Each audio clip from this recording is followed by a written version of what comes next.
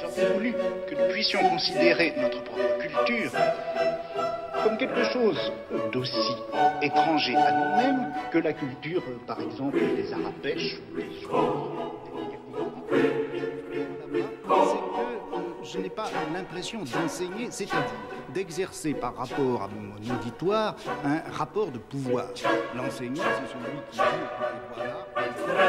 C'est que si la normalisation est un processus gouvernemental, si on peut dire philosophique, parmi différentes fonctions qu'elle peut et qu'elle doit avoir, a aussi celle de s'interroger sur ce que nous sommes dans notre présent et de notre actualité.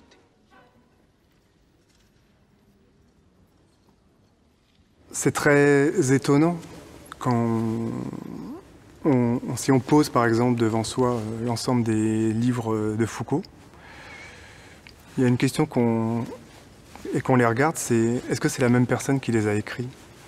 Ça apparaît incroyable qu'en 20 ans, c'est que 20 ans sur la période sur laquelle Foucault a écrit, il y ait pu avoir des styles, des sujets, des thèses, des rhétoriques à ce point disséminées, éclatées, incohérentes.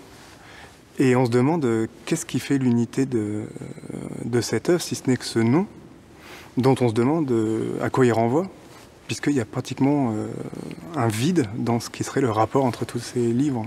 C'est un sentiment très frappant, ça, quand on lit plusieurs livres de Foucault, mais est-ce que c'est le même? Cette idée d'une pensée en permanence qui se contredit elle-même, qui se reprend elle-même et qui se constitue elle-même comme ce contre quoi on écrit le nouveau livre, c'est ce que Foucault appelle l'écriture. Il dit écrire, c'est se transformer, c'est se déprendre de soi-même, c'est se départir de soi-même. Et si je savais déjà où est-ce que j'allais, j'écrirais pas. Et donc, au fond, ce qui est important, c'est que Foucault prend comme point de départ de chacun de ses livres son précédent pour s'en défaire. On pourrait presque dire qu'il écrit en permanence contre lui-même, dans un dialogue avec lui-même, au sens où il part de là où il s'était arrêté pour devenir autre chose.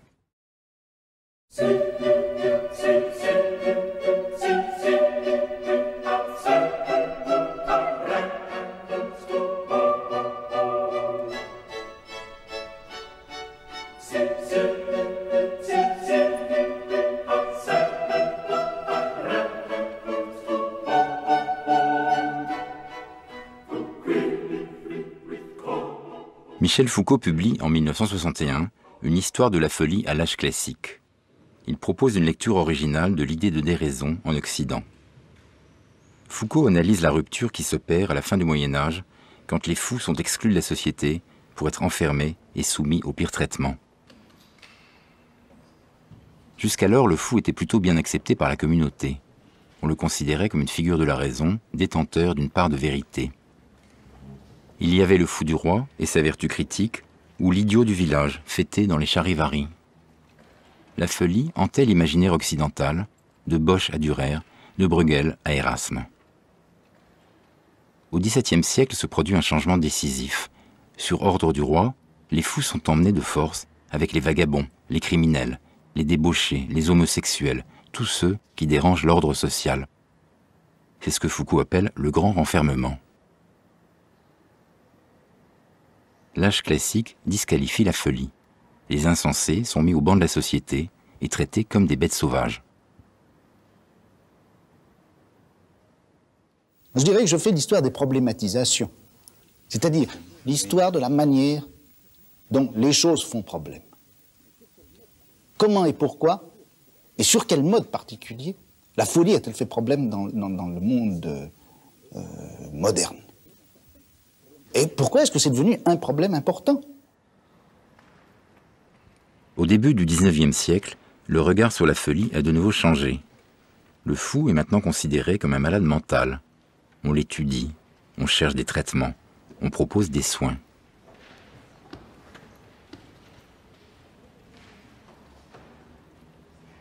L'aliéné reste enfermé, mais sa condition matérielle s'améliore à l'intérieur de l'asile. Il devient un pensionnaire, puis un patient.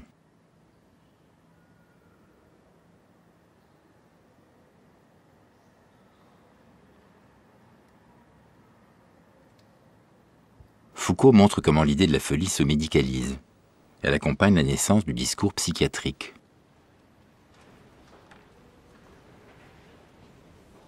L'histoire de la folie, ça peut donner le sentiment d'être effectivement un livre soit sur l'histoire de la médecine, soit sur l'histoire des pratiques de l'internement et du traitement d'un certain nombre d'individus qualifiés comme fous. Mais au fond, on peut très bien également lire ce livre comme l'une des grandes réflexions sur le thème du pouvoir et du fonctionnement du pouvoir dans les sociétés contemporaines, avec cette idée que Foucault développe, qui est que le fonctionnement essentiel du pouvoir, c'est de produire des frontières, c'est de diviser la société entre deux espaces, qui va être l'espace interne, l'espace de ce qui est social, de ce qui est digne, qui va être l'espace en fait de la raison, et un extérieur, c'est-à-dire en fait de couper la société pas tellement en deux, mais en fait de définir ce qui est le monde normal, et un extérieur qui va être l'ensemble des individus assignés à cette position, et le pouvoir c'est un opérateur d'exclusion entre l'interne et l'externe. Et donc c'est ce qui crée une part sombre, une part noire, une part obscure de la société. Et faire l'histoire de la folie, c'est faire l'histoire de tous ces processus d'exclusion du monde social, du monde normal et du monde intellectuel.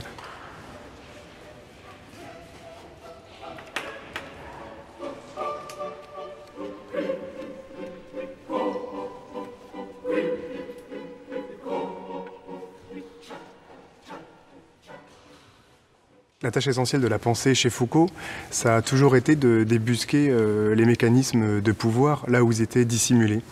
Et d'une certaine manière, entre l'histoire de la folie de 1962 et la volonté de savoir, il y a un basculement tout à fait considérable de la manière dont le pouvoir fonctionne. En 1976, paraît La volonté de savoir. Foucault explique son projet. Écrire une histoire de la sexualité qui ne serait pas ordonnée à l'idée d'un pouvoir répression, d'un pouvoir censure. Il se demande, est-ce que, dans nos sociétés occidentales, la sexualité est réduite au silence, à l'interdit? Est-ce que le pouvoir ne cherche pas plutôt à nous faire parler sans cesse de notre sexe? L'histoire des dessous raconte une intimité très bavarde.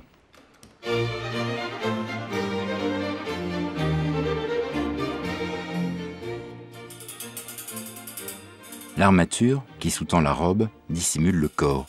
Mais en réalité, elle sert aussi à le mettre en valeur. Elle le modèle. Elle dessine une silhouette idéale de la féminité.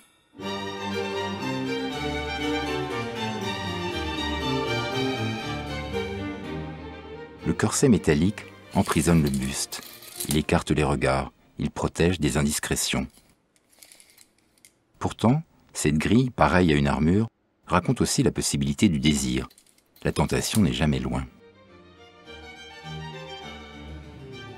Le corset de tissu comprime le corps, mais c'est pour souligner la taille, la poitrine, toute la sexualité qui parcourt la femme.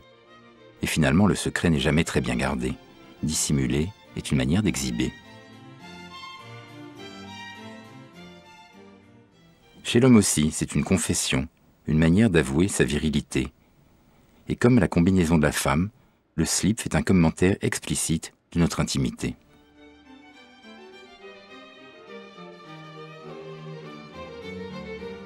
Foucault écrit « Nous sommes dans une société du sexe qui parle ». Tout nous invite à l'exprimer, à le mettre en scène. Le vêtement lui-même en fournit un vaste récit. C'est une incitation, presque une obligation, à dire et redire que le sexe nous constitue. Ce que fait la volonté de savoir de totalement inédit, c'est l'idée que la prise de parole est ce qui est exigé par le pouvoir, qu'il y a une injonction à l'énonciation.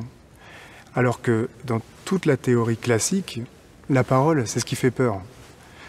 Quand les gens parlent, quand les gens publient, quand les gens impriment, le pouvoir aurait très peur, d'où la censure, d'où des mécanismes d'interdiction d'un certain nombre de sujets. On a toujours thématisé la parole comme étant ce qui fait peur et faire taire comme étant ce que fait le souverain ou ce que fait le pouvoir. Dans la volonté de savoir, Foucault dit parler, c'est ce qu'on nous demande. C'est ça le pouvoir, c'est nous faire parler, nous demander de parler et de penser que c'est important de parler. Et ça, c'est une nouvelle conception des rapports entre pouvoir, discours et énonciation qui est tout à fait impressionnante.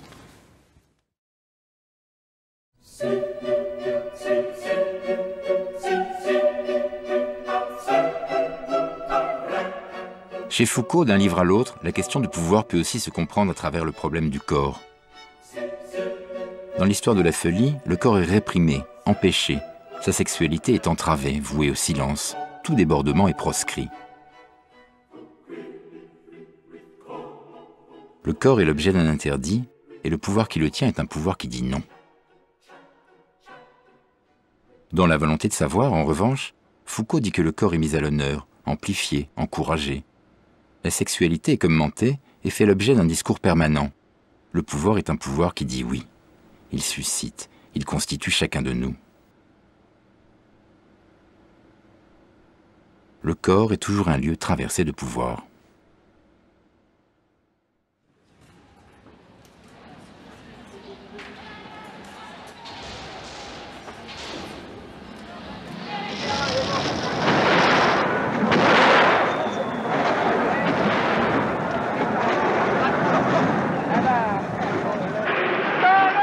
Ce que nous contestons, c'est fondamentalement que l'on nous mente systématiquement, que l'on nous mente aussi bien en cours de philosophie que sociologie. La prise de conscience par la jeunesse actuelle de ce qu'était le patrimoine culturel, de ses raisons politiques, de ses raisons économiques, cette prise de conscience, eh bien voilà ce qu'elle donne, voilà ce que c'est. C'est une émeute.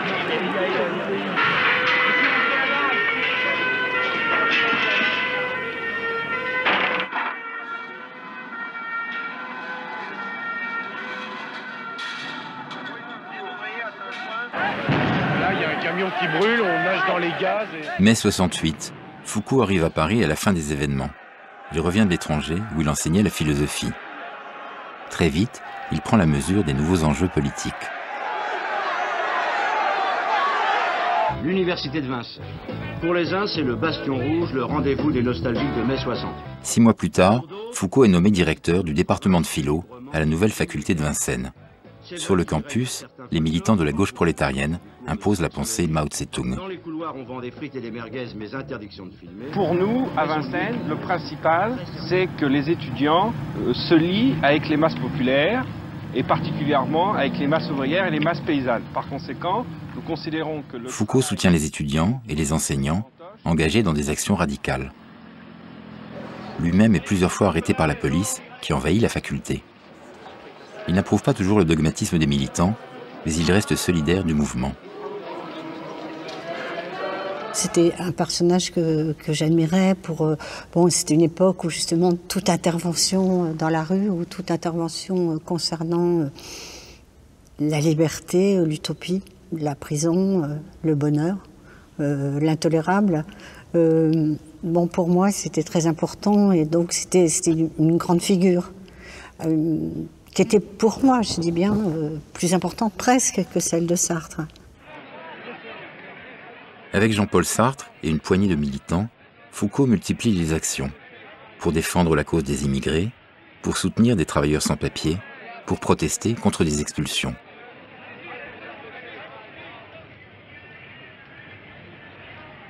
C'est un moment d'accompagnement de quelque chose qui est ressenti. On ressent quelque chose dans l'opinion publique et on y va, mais pas de surplomb. On ne mène pas, et il n'a jamais voulu que sa parole soit de surplomb.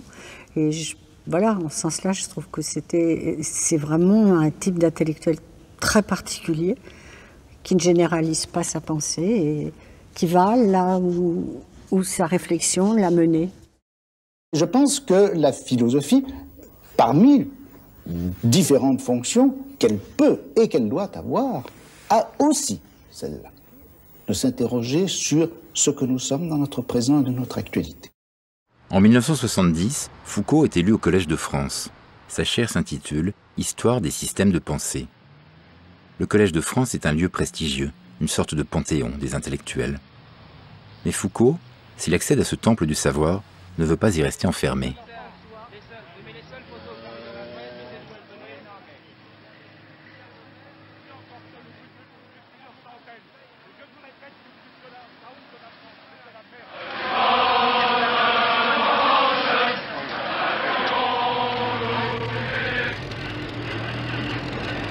Toute l'extrême gauche se mobilise quand les travailleurs étrangers sont victimes de crimes racistes ou de bavures policières.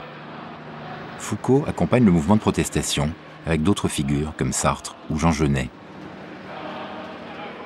L'idée la plus déroutante et la plus difficile à admettre, c'est qu'il n'y a aucune lutte plus importante qu'une autre. Qu'il ne faut jamais croire qu'il y aurait une temporalité politique qu'on pourrait hiérarchiser en disant il faut régler ce problème avant celui-là, ou en disant ça c'est seulement un individu, c'est pas s'occuper de la majorité. L'idée de Foucault, c'est que toutes les luttes sont aussi centrales, parce que chacun de nous est le centre de sa vie, parce que la vie sociale est dispersée, et qu'il n'y a pas de hiérarchie dans la politique, toutes les luttes se valent, et il faut mener le combat en permanence et être vigilant en permanence. Pour lui, tout cas mineur, tout moment discursif, toute stratégie, tout discours de l'un ou de l'autre, toute parole anonyme est déjà pour lui significative. Donc en ce sens-là, oui, c'est quelqu'un qui travaille sur des champs très, en tout cas pour ce que je sais, sur des champs extrêmement précis et il va falloir qu'il bataille pour faire admettre que ces champs précis ont une influence très très grande sur d'autres champs. Mais la réduction sur un champ, elle est pour lui comme un laboratoire. C'est un laboratoire sur lequel se fait sa pensée. En un an, 13 mutineries se sont succédées dans les prisons françaises. Après Aix-en-Provence, ce fut principalement Lyon, Clairvaux, Les Baumettes, Toul, Nîmes, Amiens, Rouen, Fleury-Mérogis. Au cours de l'année 1971, des grèves de la faim et des révoltes éclatent dans les prisons françaises. Foucault est lui-même engagé sur ce terrain. Il a fondé, avec d'autres intellectuels, le groupe d'information sur les prisons GIP. Le GIP veut dénoncer le régime pénitentiaire à partir de la parole des détenus. Il constitue des groupes d'enquête. Dans plusieurs villes, des questionnaires sont distribués aux prisonniers et à leurs familles. Les témoignages recueillis révèlent les cellules surchargées, l'enfermement au quotidien, la violence, l'arbitraire du système carcéral. Foucault souhaite alerter l'opinion publique.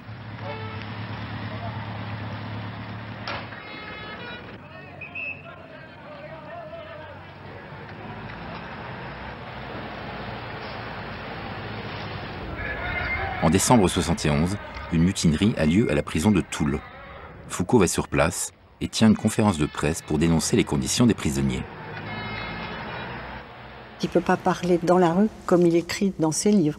Donc là, il anticipe une forme d'acte intellectuel qui est un acte de proximité avec une population qu'il n'a sûrement pas l'habitude de côtoyer tous les jours. Donc être militant, c'est quand même ça aussi. C'est partir, j'allais dire, au charbon. Hein. Ça veut dire, et c'est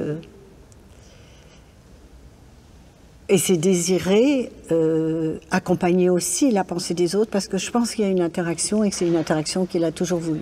Déclenchée vers 8 h du matin, la mutinerie a duré jusqu'au milieu de l'après-midi. En janvier 1972, c'est la prison de Nancy qui entre en rébellion. 50 prisonniers ont gagné les toits pour bombarder à coups de tuiles les forces de l'ordre chargées de mater la révolte.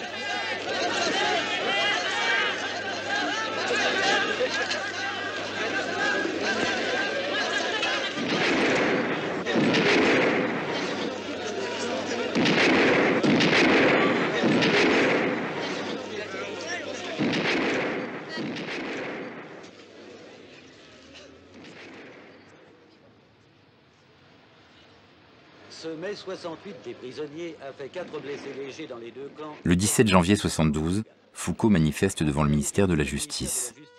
Il est venu avec les philosophes Gilles Deleuze et Jean-Paul Sartre et un groupe de militants du GIP. Ils organisent une conférence de presse dans les locaux de l'agence APL qui donnera bientôt naissance au quotidien Libération.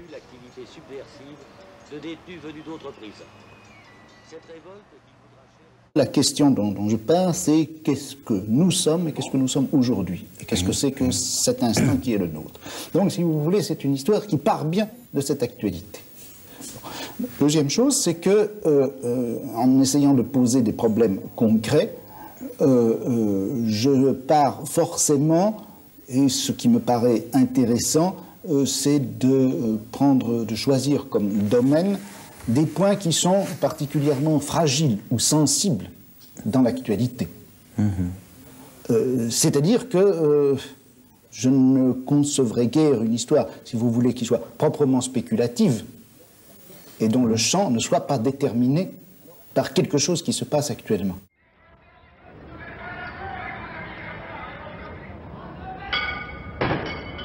Tandis que l'agitation étudiante tient la chronique du quartier latin, Foucault a commencé ses cours au Collège de France sur les théories et institutions pénales et sur la société punitive. Le collège lui-même. Champollion, membre du collège. Il cherche. Le public vient nombreux. Foucault est un intellectuel très en vue, qui cohabite avec des sommités comme Jules Villemain ou Claude Lévi-Strauss. Dans son séminaire, Foucault mène une réflexion sur le contrôle et la soumission des corps dans les prisons, dans les écoles, dans les ateliers. Ce travail sur le micro-pouvoir servira de matériau à son livre « Surveiller et punir ». En même temps, parfois dans la même journée, Foucault quitte sa chaire pour aller manifester dans la rue. Oui, quelques brèves manifestations sporadiques de petits groupes d'extrême gauche ont eu lieu hier. Vente de la cause du peuple, défilés, banderoles, slogans et quelques attaques de petits commandos. Avec son compagnon Daniel Defer, Foucault est proche des maoïstes réunis autour du journal La Cause du Peuple, dont le directeur est maintenant Jean-Paul Sartre. À leur côté, Foucault participe à des actions militantes. Il y a une articulation très forte dans la démarche de Foucault entre ses engagements très locaux parfois et ses élaborations les plus conceptuelles. Penser, c'est essentiel pour une pratique de l'émancipation, et Foucault refusait l'anti-intellectualisme de la lutte pour la lutte. Il faut penser, et penser c'est important, mais qu'en même temps le risque de la pensée, c'est de s'enfermer sur elle-même, c'est de devenir un jeu pour elle-même, une esthétique vide, et de se complaire dans ses concepts, d'où l'importance de revenir régulièrement sur le terrain. Contre les saisies arbitraires. Avec les Mao, Foucault participe aux réunions des comités Vérité-Justice qui dénoncent les crimes quotidiens commis par le capitalisme. C'est le cas en novembre 1970 avec l'incendie du 5-7, un dancing où 150 jeunes gens périssent à cause du verrouillage des issues de secours. Ou un acte criminel, je pense que ce n'est pas possible. La seule hypothèse donc... Foucault prend la parole dans un meeting organisé par les Mao. Il dénonce l'exploitation des jeunes travailleurs jusque dans leurs loisirs. Il accuse. L'administration laisse construire, ouvrir et brûler le 5-7. Elle laisse faire partout et chaque fois que quelqu'un veut faire du profit. La colère de ceux qui veulent savoir pourquoi. À Bruay, en Artois... C'est encore le cas à Bruay-en-Artois, dans une affaire qui va défrayer la chronique durant toute l'année 1972. Un notable est accusé, sans aucune preuve, d'avoir étranglé une adolescente de la cité. Les Mao, soutenus par la population, dénoncent un assassinat de classe. Il n'y a qu'un bourgeois pour avoir fait ça, écrit La Cause du Peuple. Un témoin affirme qu'il a vu la voiture de Maître Leroy près du terrain vague le jour du crime. Par ailleurs, on a Foucault se rend sur les lieux. Il est très intéressé par cette politisation autour d'un fait divers. De la foule fusaient des cris de haine envers celui... Mais il va prendre ses distances quand les Mao réclament un tribunal du peuple. Il s'oppose à une telle idée de la justice. Pour lui, un tribunal reproduit toujours la domination institutionnelle. Une des grandes questions de Foucault, ça a été qu'est-ce que c'est que l'actualité dans laquelle on vit. Donc cette pensée très concrète de la philosophie qui aurait presque un rapport au journalisme, de comprendre aujourd'hui qu'est-ce que c'est. En ayant cette idée-là, effectivement, il a baigné, il prenait ces sujets dans les luttes qui l'entouraient. dans les luttes politiques, dans les luttes intellectuelles qui étaient en jeu à un moment donné. Mais justement, la tâche de l'intellectuel, selon lui, c'était en aucun cas d'être le porte-parole du présent. C'était pas du tout de se faire théoriquement la caisse de résonance d'une politique qui lui préexistait, mais c'était de constituer de nouveaux objets politiques. C'est son regard, je crois, qui sait immédiatement, simultanément, mélanger l'abstraction la plus grande à l'univers de l'être singulier qu'il rencontre ou qu'il approche ou qu'il entend. Et ça, je crois que c'est quelque chose qui le définit très particulièrement.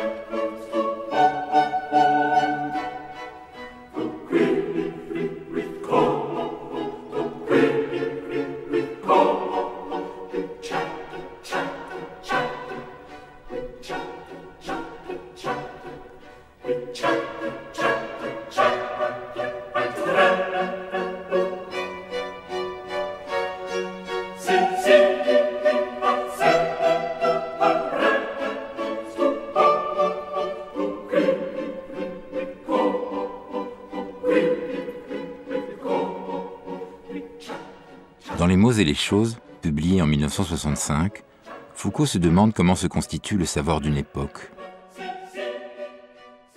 Il prend pour exemple ce qui touche à la nature. Dans le domaine des sciences naturelles, pendant longtemps, on a cherché à ordonner, confronter, mettre en regard les unes avec les autres les variétés de plantes, d'animaux, d'organismes naturels. Durant tout l'âge classique, qui va de la Renaissance jusqu'au XIXe siècle, le savoir consistait d'abord à classer et reconnaître. Classer entre eux tous les objets visibles, reconnaître leurs similitudes et leurs différences. Le savoir se fondait sur l'identité et l'altérité.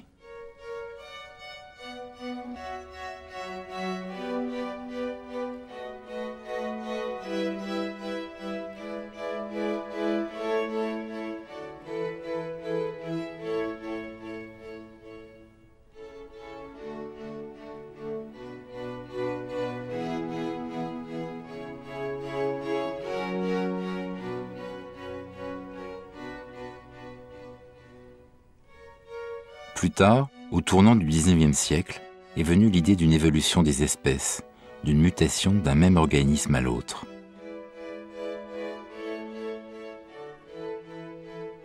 Le facteur temps est entré en jeu dans l'organisation de la connaissance. Les sciences naturelles de l'âge classique ont laissé place à la biologie.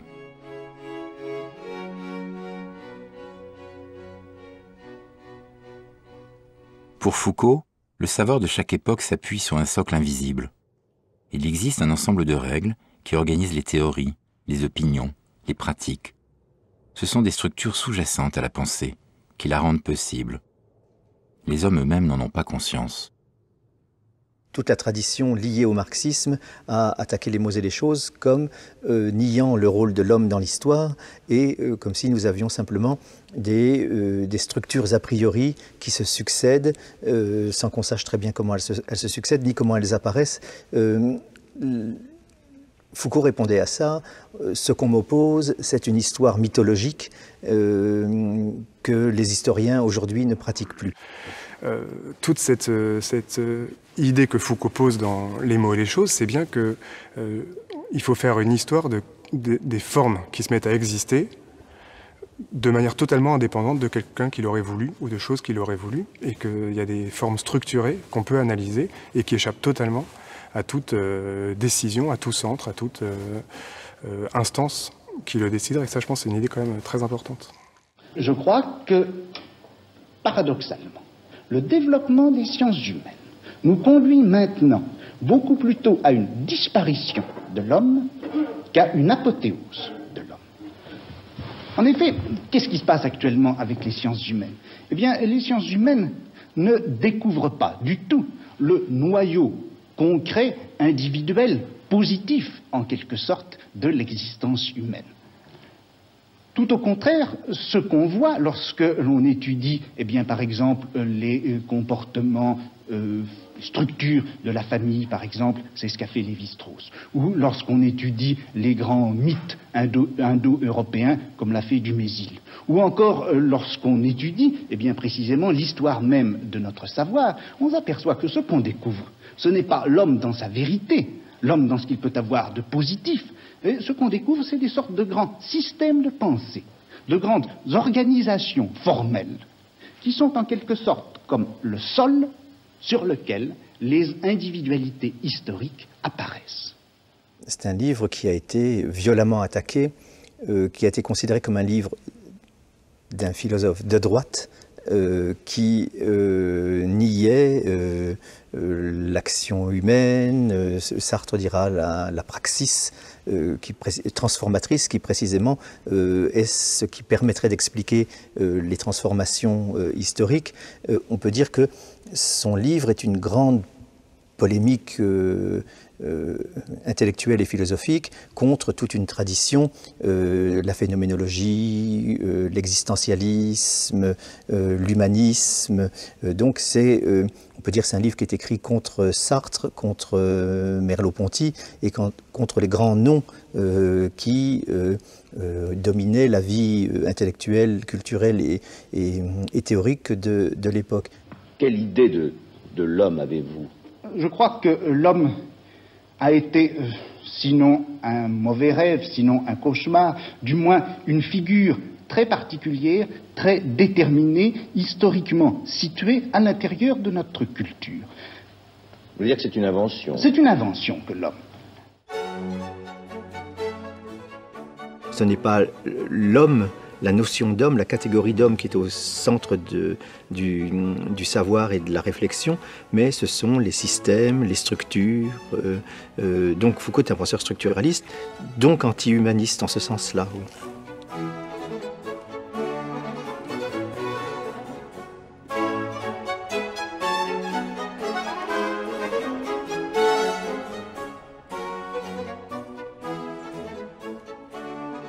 Dans Les mots et les choses, Foucault semble se désintéresser de l'homme et privilégier les structures. 20 ans plus tard, en reprenant son histoire de la sexualité, il remet au premier plan la question de l'homme. Dans l'usage des plaisirs et dans le souci de soi, paru en 1984, Foucault étudie l'homme durant l'Antiquité. Il s'intéresse au monde grec et latin. Il observe comment la sexualité se définit par des usages et des règles de conduite. L'Antiquité ne prescrit pas une morale stricte qui fixerait le possible et l'interdit, mais la tolérance n'est pas si grande qu'on le dit parfois.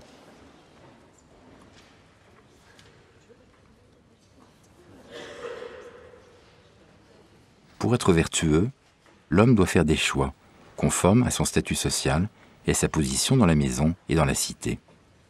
Il module son comportement selon ses différents partenaires sexuels, épouse ou garçon, esclave ou homme libre, jeune ou adulte. Foucault ne revient pas à l'humanisme, ni à la tradition classique de la nature humaine. Il montre comment l'homme de l'Antiquité se construit en tant que sujet. Il est en quête de plaisir et cherche tout ce qui pourrait l'accomplir dans son corps. Il s'intéresse à la gymnastique, à la diététique, à la médecine. Il fait des exercices et pratique une forme d'ascèse. L'homme de l'Antiquité a le souci de soi. Et les derniers livres ne sortent qu'en juin 1984. Il a mis 8 ans à faire ces 2 volumes suivants de l'histoire de la sexualité. Et il y a tout un remaniement de sa démarche, une réélaboration de sa pensée, de sa réflexion. On peut dire que ce n'est plus le même Foucault. Il essaie plutôt d'insister sur comment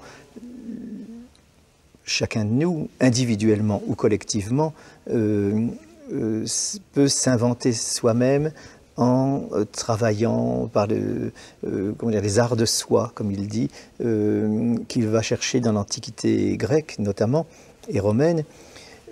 Foucault a essayé de penser, de se débarrasser du terme désir, et donc la science du désir, qui était la psychanalyse, pour lui opposer ce qu'on pourrait appeler une économie des plaisirs, le corps et ses plaisirs, une sorte d'économie de surface corporelle, si on peut dire. Donc il y a ici une idée qu'il n'y a pas de vérité à trouver en nous-mêmes, mais simplement des plaisirs à pratiquer.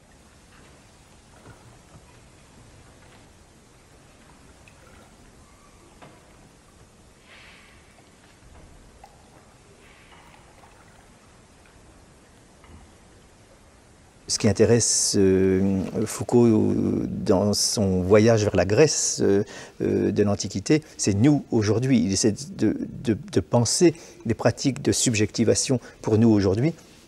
Et on peut dire qu'il met au contact de ce qu'il voit, notamment aux États-Unis, les mouvements contre-culturels, les communautés gays qui l'intéressent tant quand il va enseigner à New York et à San Francisco. Il met ça au contact de ce qu'il trouve dans la Grèce antique, à savoir des pratiques de ce qu'il appelle des arts de soi, des techniques de soi, qui sont comment se gouverner soi-même, comment arriver à faire de sa vie, comme il le dit dans une interview tardive, une œuvre d'art. Et donc il y a peut-être ici une sorte d'accomplissement de sa pensée, où on sort de l'affrontement avec le pouvoir pour essayer de penser comment si le pouvoir est si puissant, est partout, etc., et comme il le dit, le pouvoir est partout, mais partout où il y a pouvoir, il y a résistance, comment cette résistance peut se jouer dans les pratiques quotidiennes, dans l'invention de soi-même, dans le gouvernement de soi. L'immense détour par la Grèce est, je crois, une manière pour lui de défaire tout le dispositif psychanalytique et d'inventer une nouvelle idée du sujet, d'une subjectivité qui est profondément et de part en part non naturelle mais historique.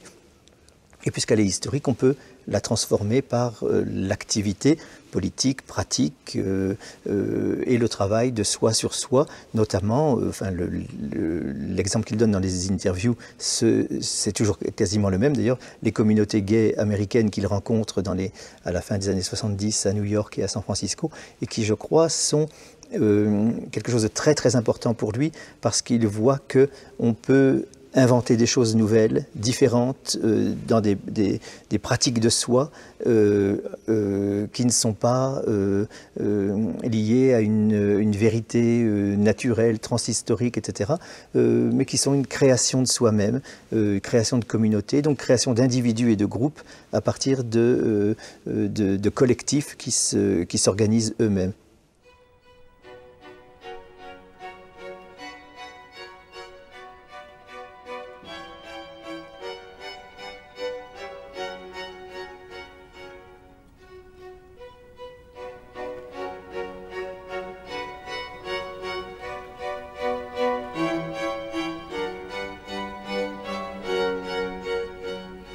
Mais je crois que pour lui, en Californie, certainement sa vie personnelle allait nourrir sa vie intellectuelle.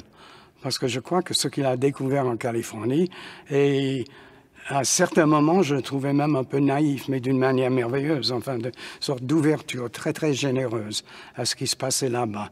Ce qui, pour lui, était très, très différent du genre de mode de vie qu'il connaissait ici, apparemment. Mais ce qui était intéressant, c'est qu'il trouvait, quand il dit souvent, enfin une expression que j'utilise souvent dans mes propres écrits, qu'il faudrait inventer de nouveaux modes relationnels. Alors pour lui, en partie, c'était la Californie qui lui révélait ça. Mais ça nourrissait aussi sa production philosophique et historique. Dans la seconde moitié des années 70, et jusqu'à sa mort en 1984, Michel Foucault fait de nombreux séjours aux États-Unis. D'abord sur la côte Est, puis en Californie, à Berkeley. À quelques encablures de San Francisco, juché sur une colline, voici Berkeley et son université, le plus célèbre campus de Californie avec ses 27 000 étudiants. Berkeley est une université brillante. Foucault est l'invité du professeur Léo Bersani, qui dirige le département de littérature française et fait venir des intellectuels prestigieux. Il est aussitôt séduit par le campus américain, l'importance des bibliothèques et la relation très conviviale avec les étudiants.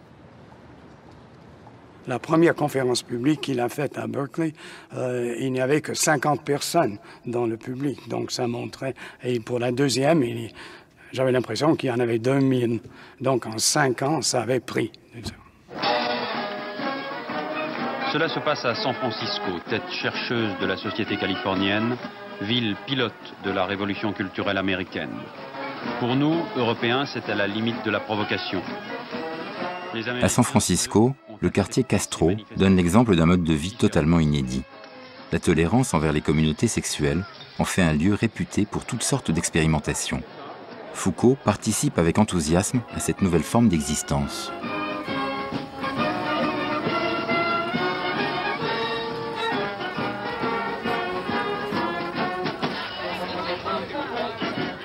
Je crois que c'est à travers la vie sexuelle du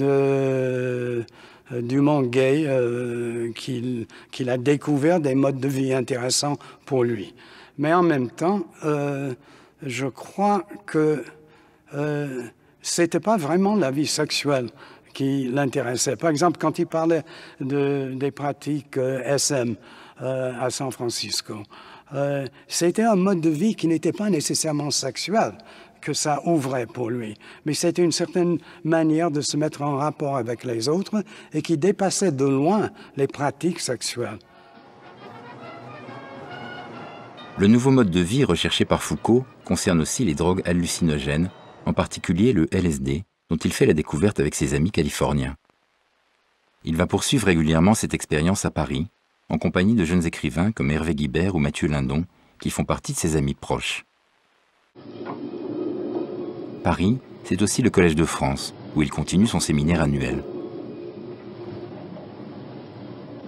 Foucault est un auteur reconnu, qui publie chez Gallimard et possède une grande aura dans le monde intellectuel. Ceux qui ont écouté ses cours, c'est vraiment un public très très particulier. C'est l'écoute de quelqu'un qui, c'est sûr, est professeur au Collège de France, mais qui est pour eux non pas hors institution, qui est dans l'institution, mais qui est hors norme et qui leur enseigne quelque chose qui dépasse tout ce qu'ils ont entendu et qui va fructifier. Je sais pas, c'était comme une donnée, mais qui lui donnait beaucoup de liberté en même temps. C'est-à-dire, il était professeur au Collège de France, c'était une identité extrêmement forte en France, intellectuellement. Mais en même temps, le fait d'être professeur au Collège de France le rendait très célèbre partout dans le monde. Et donc, il recevait des invitations partout où il pouvait être cet être qui était tout à fait différent de ce qu'on identifie comme professeur au Collège de France. C'est très utile d'être un professeur très connu parce qu'on peut jouer sur ça pour... Enfin, je ne dis pas qu'on subvertit toute l'institution, mais l'institution devient le point de départ pour quelque chose qui est fondamentalement anti-institutionnel. À Paris, comme à San Francisco, Foucault tire parti de sa place centrale dans l'institution. Il vit comme il l'entend, il mène plusieurs existences, il se transforme facilement. Dans sa pensée aussi, Foucault déjoue toutes les attentes et les stéréotypes. Et pourtant, il est un pur produit du système universitaire français. Il a été formé à l'excellence. Après sa scolarité en province, il est monté à Paris pour faire une classe préparatoire à Henri IV, le meilleur lycée parisien. La Cagne le mène rue d'Ulm, à Normal Sup, où il passe 4 années studieuses. Ensuite, il réussit l'agrégation de philosophie, il entreprend une thèse de psychologie et commence à donner des cours. Quelques années plus tard, le Collège de France va consacrer ce parcours exemplaire. Quand on regarde la trajectoire de Foucault, il est frappant de voir qu'il a tous les titres les plus légitimes. Et qu'en même temps, il a une pratique extrêmement innovante et des objets de recherche totalement illégitimes avant lui. D'un côté, il a fait l'école normale supérieure, il est agrégé de philosophie, il a fait une thèse à la Sorbonne. Donc il a un parcours qui donne toutes les apparences de la légitimité académique, de la centralité académique. Et dans le même temps, il va faire des livres d'histoire. Pour un philosophe, déjà, c'est tout à fait nouveau. Et pas d'histoire de n'importe quoi, mais d'histoire des fous, puis l'histoire de prisonniers, puis l'histoire de la sexualité. Donc avec des objets indignes qu'il importe dans le champ le plus légitime. Et il y a une contradiction comme ça qui est très belle dans son œuvre, qui dénote une capacité de résistance très forte à la domestication institutionnelle. Précisément, ce que Foucault a réussi à faire, c'est d'utiliser le capital institutionnel et le capital symbolique pour transformer la définition de la philosophie et la définition de l'activité de pensée. Il a utilisé les institutions pour redéfinir le champ du pensable pour tout le monde, plutôt qu'il s'est laissé domestiquer par elle. Et ça, c'est l'une de ses grands apports à la pensée contemporaine. Quel a été au fond votre itinéraire? Qu'est-ce qui a été le fil conducteur de votre réflexion? S'il est possible de répondre à une telle question. Oui, c'est une question difficile que vous me posez. Bon, parce que le fil conducteur, on ne peut guère le dégager qu'une fois qu'on a été conduit au terme dernier, c'est-à-dire au moment où on va cesser d'écrire. Et puis, vous savez, je ne me considère absolument pas ni comme un écrivain, ni comme un prophète. Je travaille, c'est vrai, en grande partie, souvent au gré de circonstances, de sollicitations extérieures, de conjonctures diverses. Et je n'ai pas du tout l'intention de faire la loi. Et il me semble que s'il y a dans ce que je fais une certaine cohérence, elle est peut-être plus liée à une situation qui nous appartient à tous les uns et aux autres, dans laquelle nous sommes tous pris, plus qu'à une, si vous voulez, une intuition fondamentale ou à une pensée systématique.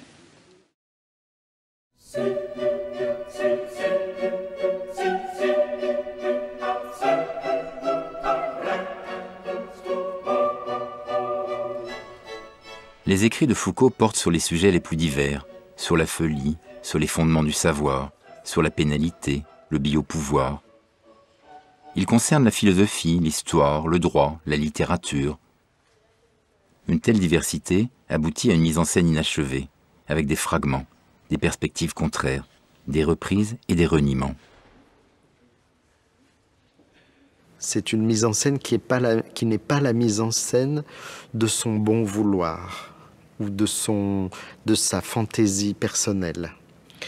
Il est, de ce point de vue, peut-être, je ne sais pas ce qu'il aurait dit de ça, parce que ce n'est pas une référence habituelle chez lui, mais il me semble qu'il est en cela l'héritier du Baudelaire de ce que Baudelaire dit sur l'imagination, à savoir créer des relations entre des choses qui apparemment n'en ont pas, créer des correspondances, des analogies.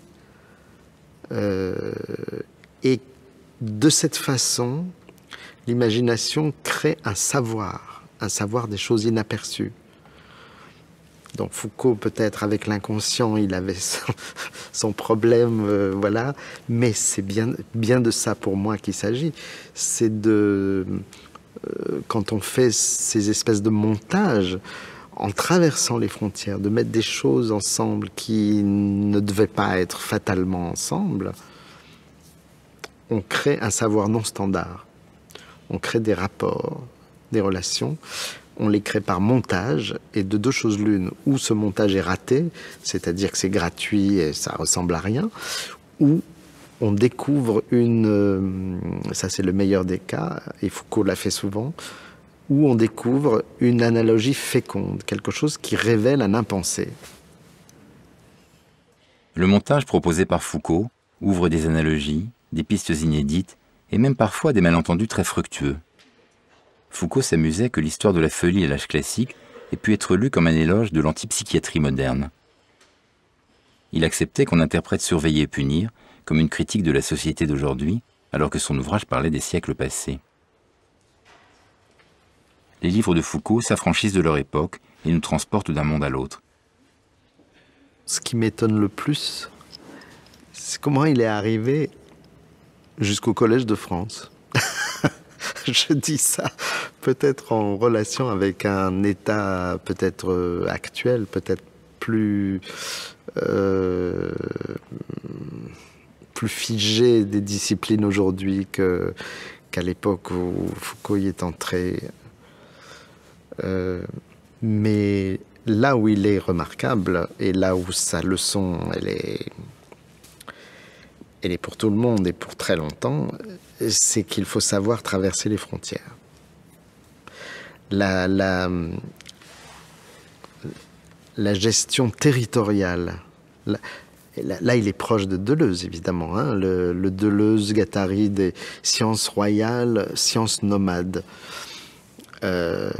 Foucault est totalement un nomade, ça c'est absolument magnifique. C'est-à-dire qu'il a réussi à occuper une chaire, bon d'accord, très bien, mais cette chaire était quelque chose qui était fait pour traverser les frontières des champs, les champs territoriaux du savoir. Ça me semble vraiment fondamental parce que constamment les savoirs tendent à se reclore sur eux-mêmes. Chaque petit savoir essaye de devenir royal, science royale, à l'intérieur de, même s'il est petit, il essaye de devenir autonome avec ses frontières. À l'intérieur de ça, il y aura un roi et il y aura une expertise, etc. Là, on peut très bien dire à Foucault, mais enfin, vous n'étiez pas expert en antiquité tardive et en théologie, voilà, vous, etc. Le fait de transgresser constamment, de passer, de traverser les frontières, c'est la chose qu'il faut absolument retenir. C'est fondamental. Je dirais d'ailleurs que une des caractéristiques de ce qu'on appelle une image, c'est qu'elle peut traverser les frontières. Une image traverse les frontières. Exemple, un timbre-poste, par exemple. Un timbre-poste, c'est fait pour traverser les frontières. Voilà. Les images, les idées, la construction des savoirs, si elles se territorialisent, on est mal barré. Il faut se déterritorialiser. Foucault n'a jamais cessé de faire ça.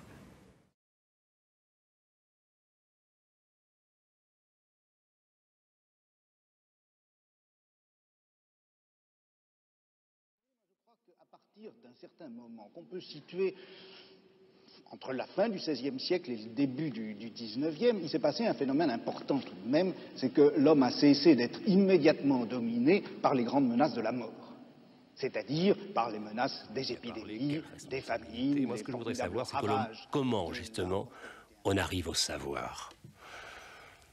Arriver au savoir, vous savez, on est dedans. On est dedans. Moi, je dirais que finalement, vous savez, quelqu'un comme moi, c'est-à-dire né dans la petite bourgeoisie. Au-dessus de cette trame des nécessités que nous essayons maintenant de parcourir, on verra surgir de grands systèmes, de grandes options politiques, de grandes options morales. Plus froides, non ? Plus froides sans doute, et je dois dire que même si on n'en voit pas surgir, car après tout on ne peut pas préjuger l'avenir, si on n'en voit pas surgir, ce n'est pas très grave.